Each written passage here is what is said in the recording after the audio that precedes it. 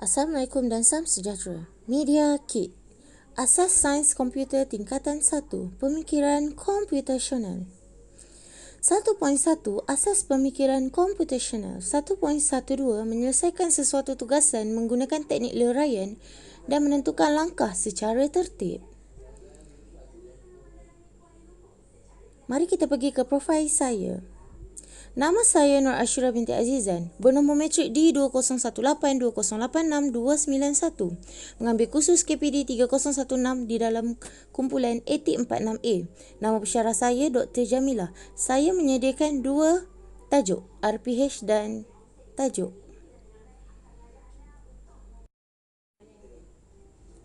Dalam tajuk Asas Pemikiran Komputasional terdapat 5 subtopik. Subtopik 1.11 hingga 1.115. 1.11 Menerangkan teknik leraian, pengecaman corak, peniskalaan dan pengitlakan dalam pemikiran komputasional untuk penyelesaian masalah.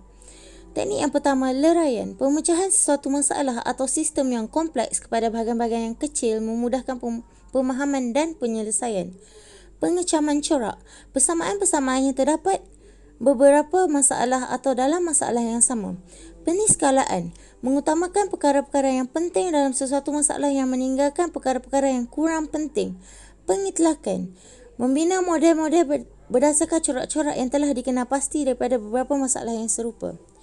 Okey, seterusnya 1.1.2 Teknik leraian. Teknik yang saya pilih. Teknik leraian membolehkan kita memahami suatu proses kerja dengan lebih mudah dan membantu kita memberi penerangan yang lebih jelas kepada orang lain atau menyediakan algoritma yang lebih tepat. Sebagai contoh, teknik leraian membantu kita memahami aktiviti memberus gigi. Kita boleh menggunakan soalan-soalan berikut untuk meleraikan aktiviti ini. Soalan pertama, apakah jenis berus gigi yang digunakan? Soalan kedua, apakah jenis ubat gigi yang digunakan? Soalan ketiga, berapa kalikah gosokan yang untuk memberus gigi di sebelah kiri dan kanan masing-masing? Berapa kuat tekanan berus gigi ke atas gigi? Okey, selepas ini kita akan pergi kepada contoh soalan yang pertama.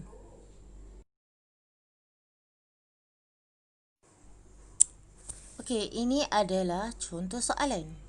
Gambar raja 1 menunjukkan profil Ashura di laman media sosial. Leraikan profil Ashura. Saya memilih about dan timeline. Jadi jawapan saya adalah salah.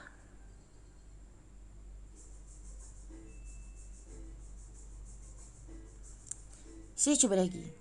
Kemudian saya memilih jawapan yang keempat dan betul. Okey, kita pergi ke soalan yang seterusnya. Ini adalah contoh soalan yang kedua. Gambar raja 2 menunjukkan hubungan Ashura dan rakan-rakannya dengan menggunakan konsep leraian senar rakan-rakan yang mempunyai hubungan dengan Ashura. Saya memilih pilihan jawapan yang kedua. Bella, Evera, Miley, Samila, Zahirah, Nadia, Sarah, Syakirah dan Zuhairil. Dan jawapan saya betul. Okey, subtopik 1.1.3. Pengecaman corak. Pengecaman corak merupakan satu teknik yang boleh dilakukan antara masalah-masalah yang berlainan antara bahagian kecil dalam masalah yang sama. Pengecaman corak yang membolehkan kita menghasilkan satu idea yang boleh digunakan untuk menyelesaikan masalah yang lain mempunyai persamaan. Masalah yang mempunyai corak yang sama akan lebih mudah diselesaikan kerana kita boleh menggunakan kaedah penyelesaian masalah yang sama. Ini adalah contoh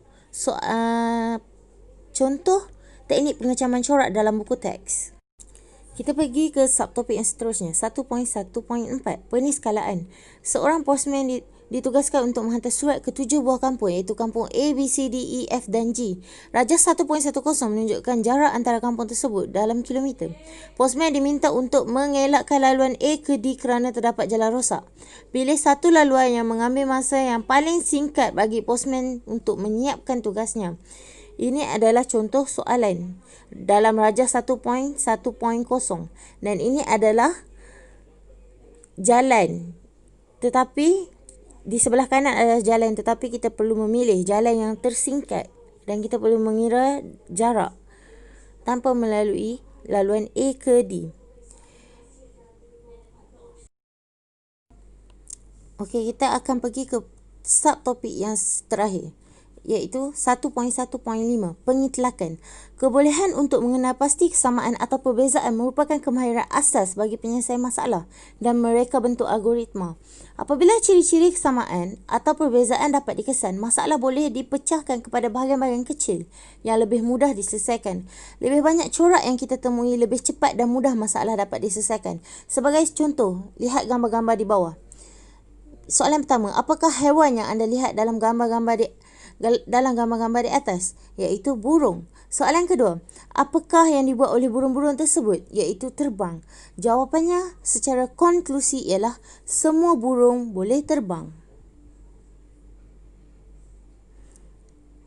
Okey, kemudian kita akan kembali kepada profil saya.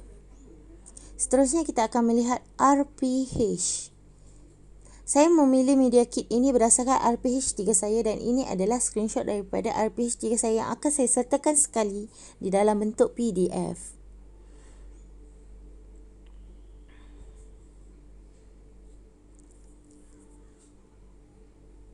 Dan sekian sahaja daripada saya. Terima kasih.